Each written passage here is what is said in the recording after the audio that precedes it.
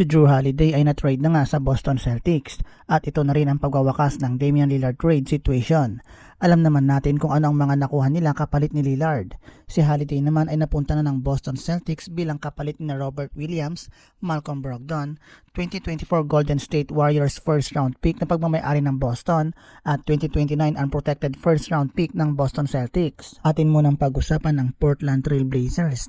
Ito ay haka-haka na noon bago pa ang trade na once na makuha nila si Holiday ay panigurado na i-trade nila ito para makapag-focus sila sa mga batang roster players nila. Samantalang ang Boston Celtics naman ay may sapat na assets na maaari nilang gamitin sa pag-trade. Mayroon silang future first round picks na napakadali para sa kanilang bitawan ito dahil maaari nilang i-match ang mga salaries ng mga players nila. Ginamit naman ng Portland ang pagkakataon na ito para makakuha ng mga picks at magamit din ang mga ito sa pag-trade sa ibang team. Pinili ng Portland Trail Blazers ang Milwaukee Bucks package dahil maliban sa nakuha nila si DeAndre Ayton ay nakuha din nila sa Bucks si Holiday. 2 pick swaps at unprotected first round picks sa 2029 kumpara sa maaari sana nilang makuha sa Miami Heat na si Tyler Hero at 3 first round picks. Ngayon na na-trade na si Holiday sa Celtics ay nakuha naman nila si Robert Williams na maaring maging malakas na player kung mananatili itong healthy.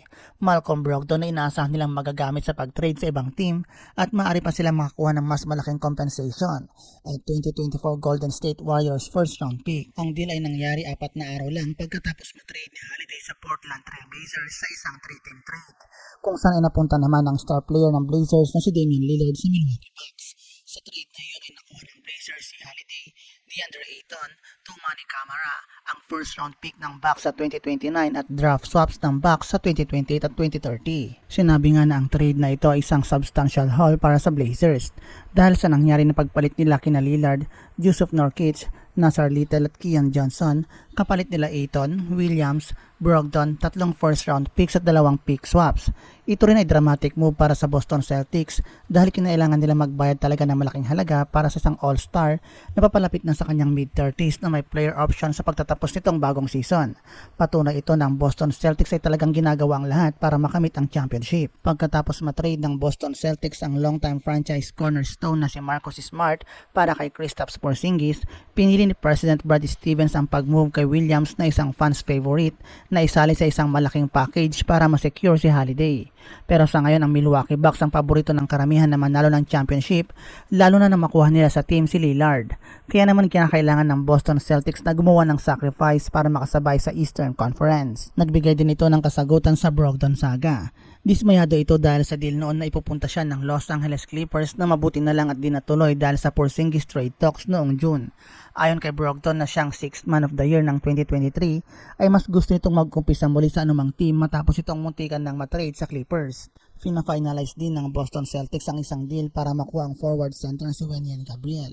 Si Gabriel ay nag-average ng 5.5 points at 4.2 rebounds para sa Los Angeles Lakers sa nakaraang season.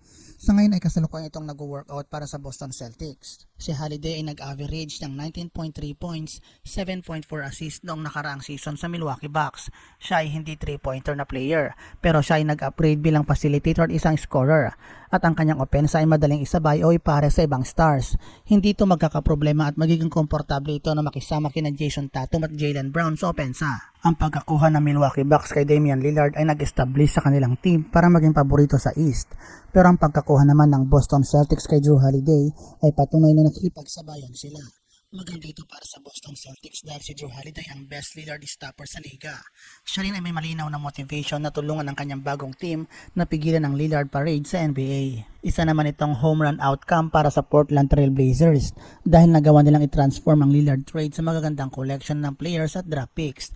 At isa pa rito ay hindi natin masasabi kung tapos na nga ang Blazers sa pag-deal ng trades. Plano ng team na mapanatili si Robert Williams para may pares ito kay DeAndre Ayton sa frontcourt. Pero sa ngayon ay di pa nag-fit sa kanilang team's timeline si Malcolm Brogdon. Kaya asahan na natin ang mga contenders sa liga na tumawag para sa kanya. Isang funky pair sa opensa ang tandem ni Williams at Ayton. Pero si Williams ay isang taon na ang nakalipas nang maalis ito sa all-defense status. Ang kanyang season ng 2022 at 2023 ay medyo di maganda dahil na rin sa mga injuries nito. Pero siya isang top shelf rim protector na may sapat na mobility para mabantayan ang perimeter. Maaari siyang maging backup ni Ayton, isang frontcourt running mate, o kaya naman ay maging superior center. Ito ay swak na swak sa kontratang binigay sa kanya ng Blazers. Si Brogdon naman ay isang fresh mula sa pagkapanalo ng pagiging 6th man of the year.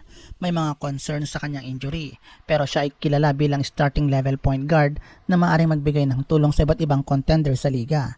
At kung ating titignan ay maaari naman siyang magamit ng Blazers para makakuha pa ng isang round pick sa ibang team. Pero kung hindi man ay perfect din siya para maging backup at mentor ni Scoot Henderson. Dahil sa pag-trade kay Holiday ay nakuha ng Blazers ang 2029 first round pick ng Boston at malaking impact ito sa team. Isang perfect move para sa Portland Trail Blazers. Sa kabuuan, ang trade na nangyari kay Drew Holiday ay parehas na naging beneficial sa Portland Trail Blazers at Boston Celtics. Ating abangan kung ano pa ang mga pagbabagong mangyayari sa mga teams ng NBA sa papalapit na pagsisimula ng bagong season ng NBA. I-follow lang ang ating channel para maging una sa balita sa NBA. Maraming salamat sa inyong panonood.